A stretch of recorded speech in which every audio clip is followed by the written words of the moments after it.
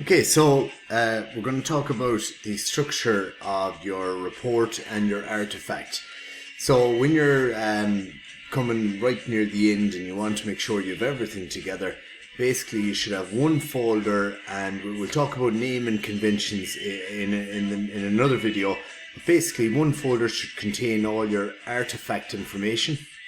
So things like this is your product website, so you've got your index page, you've got maybe your login, your products.html page, your profile, whatever JavaScript page is here.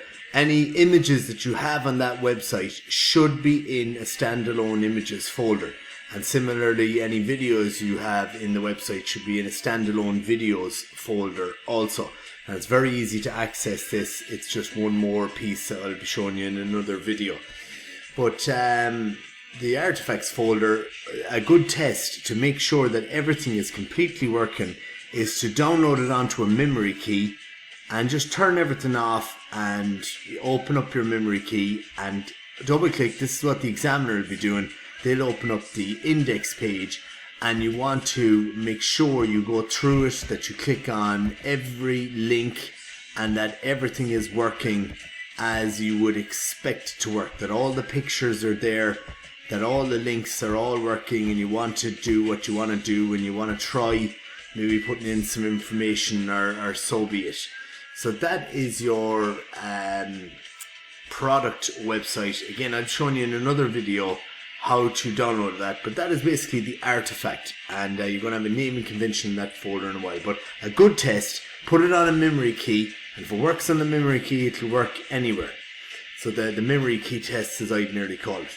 Now you also have a second folder, which is the report folder here. So the report folder, and the report folder needs to contain anything that was pertaining to your project.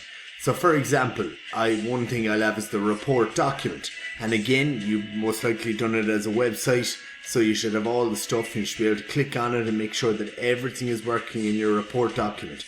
However, you may also have things, and you have to put in this, a couple of Python files. Whatever you did for your Python, you need to put them in there. That's relevant to your project. You're going to have your microbit files, your make code microbit files, whatever you used in your make code, that should be in there also.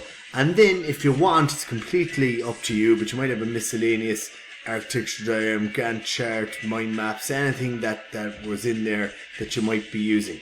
So in a nutshell, you're going to have two folders, which we need to focus on the kind of naming conventions of them in another video. But one folder will be the artifact, that's basically your product website, and the other will be your report, the report containing all the important kind of files that you used in the project, and the report document, how you did the project and that. So hopefully that gives you a bit of an idea of what you're going to be doing in that kind of stuff.